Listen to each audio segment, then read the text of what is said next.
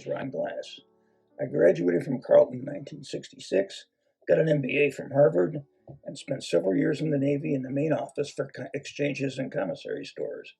Then I returned to a supermarket career, eventually becoming VP of marketing for a division of a large Midwest chain. Next was a key marketing position at another food chain, followed after a bankruptcy by several years with a private label company, finishing as CEO. This was followed by two other CEO positions in food and general merchandise retailing, finally retiring in 2004 at the age of 60. In reality, much of the last decades of my career actually involved business turnarounds working with venture capital firms, or VCs. Since then, I've spent many years volunteering with SCORE, a national nonprofit business organization. It has no pay, but has many satisfying experiences as we help small businesses start and succeed or solve their problems. Hi, I'm Muriel Cunningham. I graduated in 1985 with a degree in biology. Greg Jonas here, founder and CEO of CoPeace, Public Benefit Corporation, short for Companies of Peace. Our thesis is to help impactful companies grow. And we do that through investment and through services, helping companies become the companies they deserve to be. I am honored to be part of your event today, and as a 1987 grad who doesn't have any hair left, look forward to engaging with all of you as you learn about your future entrepreneurial exploits. Hi, my name is Jaden Flynn, and I'm a private tutor and freelance teacher. I wanted to start by thanking Tan for reaching out to me. I never really thought of myself as an entrepreneur. Mostly, I felt like I'd just sort of fallen into being self-employed by accident about 10 years ago. Hey there, Daniel Lesson here, CEO, Chief Designer, and Lead Author of Black Labrador Creations, LLC, here to offer some words of wisdom to you all. Hello, my name is Warren Jerf. I'm a 1988 Carleton grad English major. I've been a self-employed public relations consultant since 1995, and I've worked really in the communications field since graduation. Hi Carleton, my name is Tyben Hernandez. I am class of 05, and I am the owner of One Stop Beauty School in Chicago. Hi, I'm Emily Barr, class of 80. I've just retired after a long career in media, so I just wanted to give you a few thoughts on how to hopefully be successful in business. Entrepreneurship, to me, is the art of spreading the love of what I appreciate myself in life. In a charismatic, friendly, and admittedly ambitious and enterprising way, I must sally forth and express my love of my product. Entrepreneurship is heart. What entrepreneurship is meant for me is meant the ability to, an opportunity to create my own job description. I worked for a large pharmaceutical company and I felt unchallenged, so I went off and started a company of one person. And ever since that time, I've been a freelance medical writer and project manager. So that's had a great impact on my life. I've learned so many new things and met a lot of really great people. So I don't regret it at all, even though sometimes it hasn't been easy. The most important thought that I wanted to share today is being an entrepreneur comes in a much greater variety than my stereotypical image. The go-getter, well-dressed business person recruiting STEM professionals and high-dollar investors. If this happens to be the direction you're headed, that's great. And if it's not, that's great too, because really, no matter where you're going or where you're coming from, the best thing about being an entrepreneur is that you are creating space for yourself and your ideas. Ultimately, I decided to speak today because when I was at Carleton, I was so trapped in fear of what made me different that I could hardly live. For me, being an entrepreneur has been scary, fun, lonely, motivating, and challenging. And interestingly, I think a place where I have a little more control. This is my 9th startup at one level or another. I've often done it with my brother, who is also a Carleton grad. And the strange thing is that I have more control as an entrepreneur than I did as a college basketball coach. So I enjoy being at the helm. I enjoy having a team that I get to be part of, and I enjoy having influence in where we're going from here. I think it's really about going all in. And I think back even to my interviews that I participated in on campus at Carleton when different companies came recruiting. I worked hard to practice my interview skills, research the companies, and when the right opportunity came, I was ready. I was hired by an electronics firm in Eastern Pennsylvania, given a $24,000 a year right out of college as an English major. There weren't a lot of companies beating my door down as an English major to offer me a job. So go all in. I did the research. I did thank you notes to everyone that I had interviewed with before I was hired. To me, entrepreneurship is freedom to create. This freedom really allows me to pivot when I am faced with a challenge. I thrive on challenges because ultimately for entrepreneurs, we are trying to solve a problem.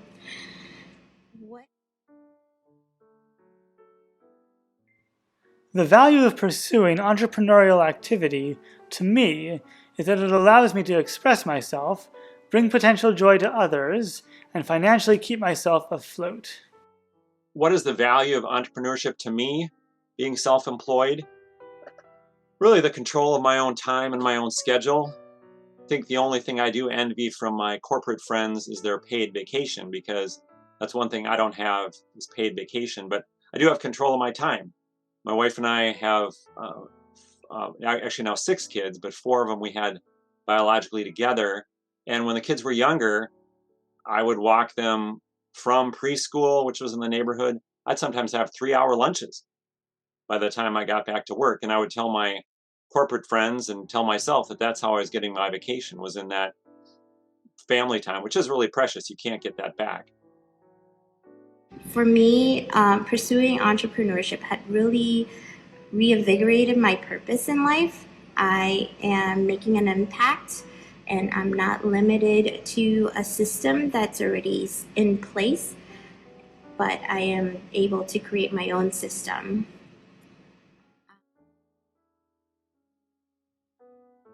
What have I learned from all this? Well, a few key things.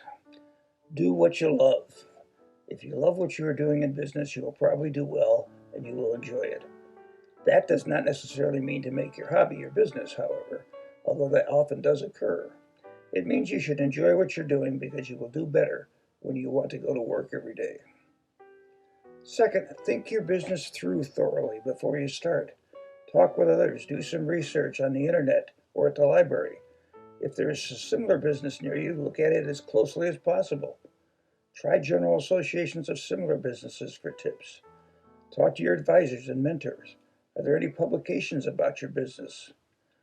I once was working on the possibility of putting a retail ice cream business in a major city, and I spent several weeks going to ice cream shops and chatting with operators and eating way too much ice cream.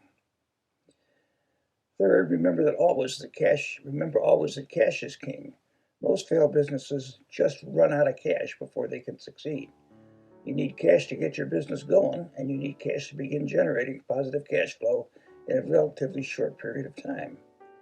The real key to this is a rich uncle, or better yet, a carefully thought out plan that you've developed, including an initial detailed cash projection.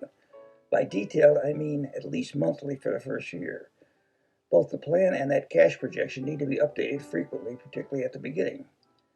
With some companies who were in trouble, we had to update the cash model as frequently as daily. If you're not carefully tracking and analyzing your cash position, you will probably fail from a cash shortfall. And when your business is growing, that can happen quite fast. There are plenty of good small business accounting systems, including several that are cloud-based and are relatively inexpensive. I have one small client who just does cash forecasting in a spiral notebook, of all things. Most small business accounting systems provide good cash tracking, but you need to do and review the projections for reality. If it won't succeed on paper, it probably won't succeed. As your business grows, keep your eyes on cash. Growth usually requires increased cash for equipment, inventory, sales staff, and so forth.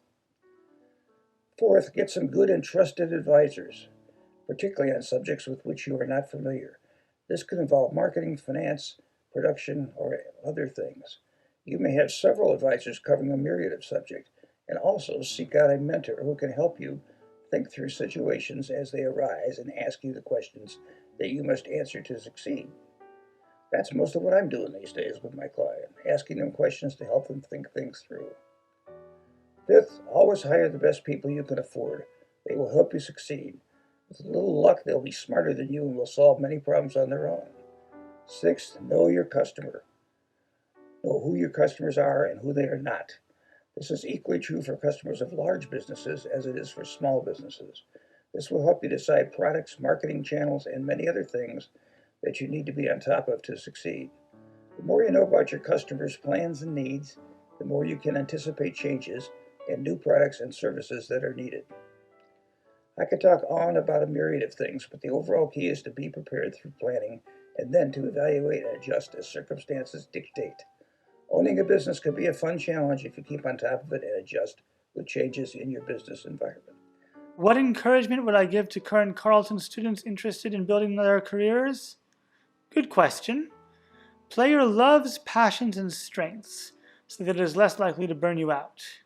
Also, treat your employees with the love you would just show yourself and respect and appreciate their works, expertise, and devotion to the team. Finally, you do not have to know everything about everything. Know the superficials of everything, focus on your strengths, and lovingly delegate the rest amid your experts.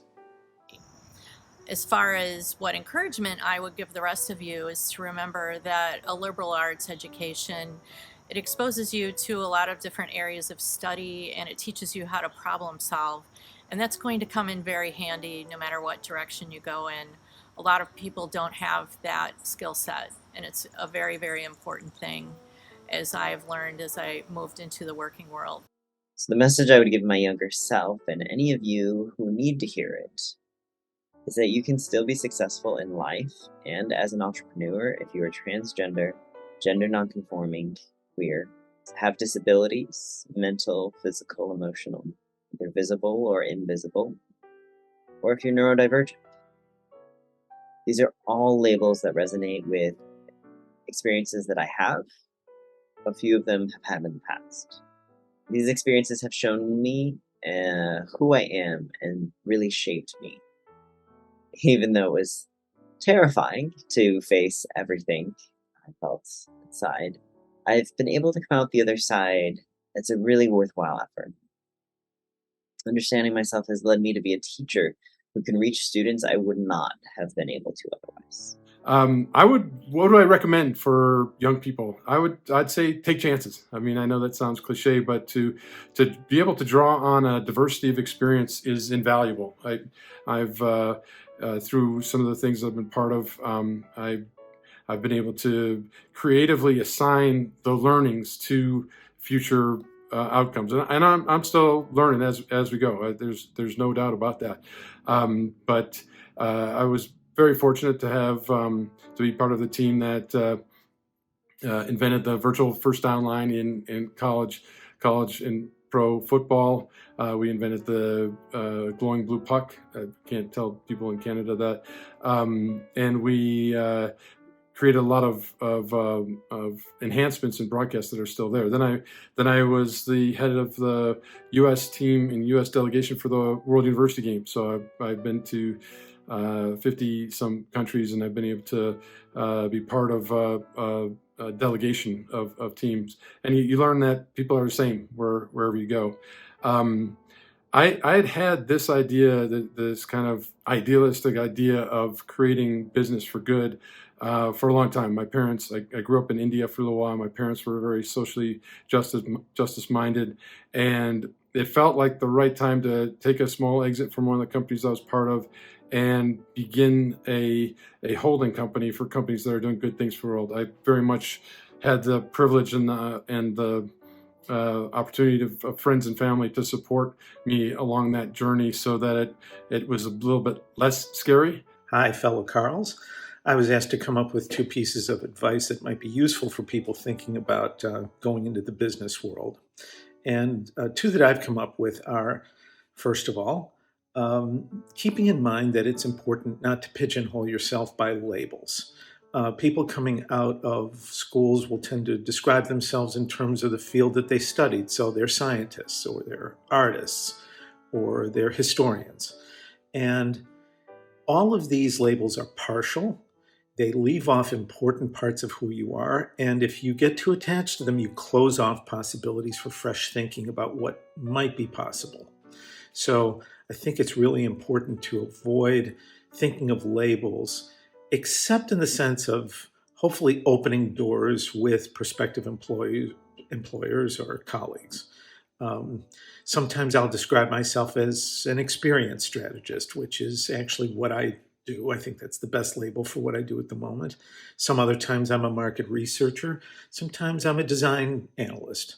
All of these things have elements of truth to them, and all of them are partial. And so it's important in your own mind not to close off possibilities by becoming overly attached to labels, particularly the ones like artists at the moment, for instance, that has a certain amount of prestige in certain circles. Use the label that would be most useful to you at the time, and don't get too attached to them, especially in the long term. So that's one thing. The other thing is that having been involved in business now for 40 plus years and kind of winding down, I've found that focusing on understanding people and what makes them tick is much more valuable in the long run than being focused on some technocratic skill like, say, accounting or financial analysis. Those things are useful. They're vital, as a matter of fact, but they can't be the main way that you approach the business world. In a world where people are changing really rapidly and culture is evolving really rapidly and business capacity is changing rapidly, it's more vital than ever that we can understand what makes people tick at a really deep level. And I'm talking about customers. So trying to make sense of what experiences they're seeking from products and services is really the key, in my experience, to business success. And that means applying a lot of the tools that have been made available to you at Carleton. Psychology, ethnographic kinds of skills coming out of anthropology, critical thinking skills when listening to what people say if you talk with them about what they're really after, using empathetic skills. All of these things are absolutely key to, I think, the future of business worldwide, and that means to you probably. And so I would make sure that you focus on developing those kinds of skills as much as you can while you're still at Carleton, because that is the best place to develop the underpinnings of that understanding that you'll then take out into the world. Encouragement what I give to current students. In fact, I do have a current student. My son Patrick is a junior this fall, math major. I think the advice I would give him and give anyone else is go the extra mile. There's no job offer to decide on or no internship offer to decide on until you have it. So try your hardest to get it, then you can decide, because before the offer is made, there's really no decision to make. If you do get into a field that interests you, in my case it was public relations, stay at a firm long enough to learn the ropes, learn the business. I was at a small public relations firm for about 4 years, and I could have never jumped on my own without that exposure. It's kind of a long story, and I didn't steal anybody or steal any clients or break any non-disclosure agreements, but my 2 longest tenured clients, which in fact I still do some work for, trace back to that internship and PR firm that was right out of college. So you never know what the road ahead of you is going to show or bring you, but try your hardest and you'll have no regrets. I'd also say, work on your interpersonal skills. Get to be a good conversationalist. Ask questions about people. Don't just talk about yourself. The importance of thank yous, that cannot be overstated. Have an attitude of gratitude for the people that have helped you, people you work with, and don't think, I think we can have a fallacy in our mind sometimes that oh, I'm never going to deal with that person again. I don't need to thank them. I'm never going to see him again. You'd be surprised in my business, you know, the number of times that you come back to someone who helped you once and you want them to help you again. So it's a lot easier to ask the second time if you had an attitude of gratitude the first time. My encouragement to current Carleton students, I encourage you to take advantage of your time in the Carleton bubble. It is a controlled space that will protect you from real life disasters like the global pandemic, where you're going to have to shut down your business for 3 months. This Carleton bubble is an oasis where you can take risks and make experiments without any consequences, like putting up your house as collateral to get a loan to fund your new idea. It's me and the school. First of all, you want to approach whatever job you get or whatever job you approach for yourself with a lot of passion, curiosity, and you want to have compassion and empathy for your coworkers. Remember, you're not going to be successful by yourself, and you're going to learn a lot more from your failures and your mistakes than you are from your successes. So don't be afraid to take that leap, give it a try, and if it doesn't work, take another leap and give it another try, because eventually it will work. The other thing I wanted to make sure you focus on is that you've got to understand your own strengths and limitations and surround yourself with people who are, quite frankly, smarter than you are. Because if you do that, you'll be working with others, you'll be, as a team, you'll add up to more than the whole, and you'll be probably wildly successful. So, as far as what I would tell my younger self, I would tell her not to worry so much, and that hard work and being a team player, that was going to open a lot of doors, and that I was going to go down a path that I couldn't imagine back then, and it all turned out okay. What would I recommend to my younger self concerning my career journey?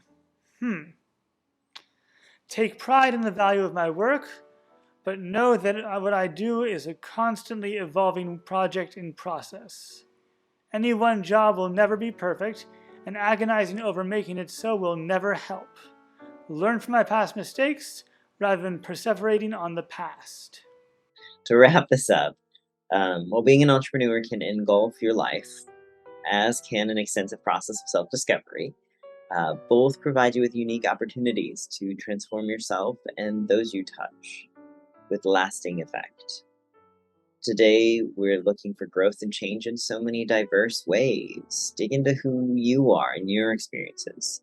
Be creative about how you create space for yourself and your ideas. There really is plenty of room for all the diversity that exists. So embrace that. Find ways to understand that. I think one of the things that I would tell my younger self is, what's the worst thing that could happen? I mean, I was able to, I've got, a good support system. So the backup plan is really not that bad. So it afforded me the opportunity to take chances. I would take more time at Carleton to explore careers and possibilities. I would encourage you to avail yourself of the Carleton Alumni Network.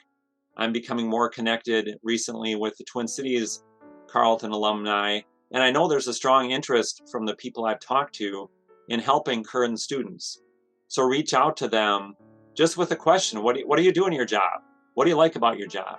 What don't you like about your job? Just a little backstory. So my job I got out, the job I got out of Carleton was at an electronics firm. I worked there for 2 years, came back to Minnesota, and I did a lot of informational interviews. Through the Career Center, I got a list of alumni in the Twin Cities area in fields that interested me. And the amazing thing to me that I'm really proud of is that no one in that alumni network turned me down. Granted, I wasn't asking them for a job necessarily, but just time. I wanted to talk to them. I wanted to learn about their field. And no one turned me down. I probably had 30 informational interviews in that summer of 1990. So I'd encourage you to avail yourself of the Carleton Network. They want to help. Do your best. Try hard and no regrets. What would you recommend to your younger self? When I was at Carleton, I wanted to become an OBGYN. I spent many years after college lost because I didn't become one. To my younger self, what you do at 20 will not be what you do at 40, and that's okay. Give yourself grace. Do your best when you commit to doing something. Do the right thing when you are faced with a choice. And be a good human, and you will be fulfilled. Thank you very much for listening, and good luck. So I wish all of you the best of luck, no matter what direction you end up taking, and I'm sure you'll be successful. That's where all these thoughts led me. So thank you so much for having me and for listening, and I wish you all the best. Yeah, I very much look forward to learning about what you all are up to, and stand by to be supportive as I can be. Craig Jonas, 1987 Carleton grad. My email is cjonas@copeace.com, and you can go to copeace.com to learn more about what we do. Thank you very much. Enjoy the rest of the day. Have a great event, everybody, and good luck. So go for it. Don't be afraid, and have lots of passion for what you do. And I know you'll be successful.